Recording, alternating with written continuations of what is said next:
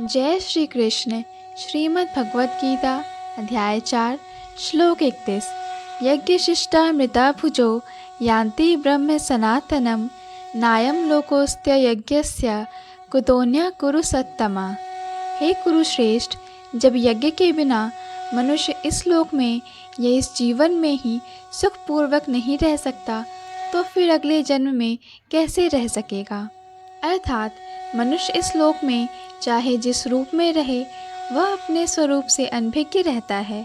दूसरे शब्दों में भौतिक जगत में हमारा अस्तित्व हमारे पापपूर्ण जीवन के बहुगणित फलों के कारण है।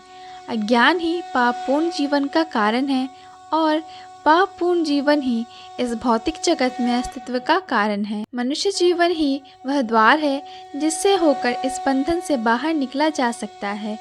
अतः वेद हमें धर्म, अर्थ, काम तथा मोक्ष का मार्ग दिखलाकर बाहर निकलने का अवसर प्रदान करते हैं।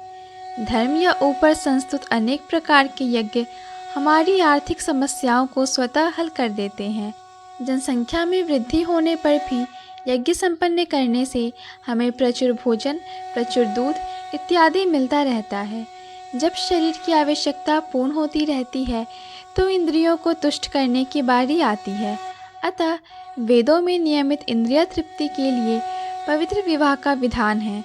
इस प्रकार मनुष्य भौतिक बंधन से क्रमशः छूटकर उच्च पद की ओर अग्रसर होता है और मुक्त जीवन की पूर्णता परमेश्वर का सानिध्य प्राप्त करने में है।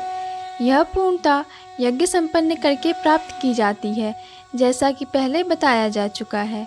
फिर भी यदि कोई व्यक्ति वेदों के अनुसार यज्ञ करने के लिए तत्पर नहीं होता तो वह इस शरीर में सुखी जीवन की कैसे आशा कर सकता है। फिर दूसरे लोक में दूसरे शरीर से सुखी जीवन की आशा तो व्यर्थ ही है।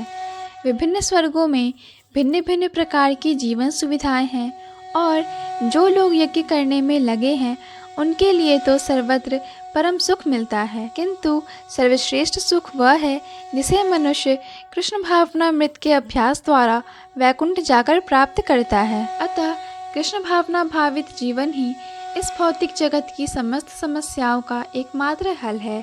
जय श्री कृष्ण।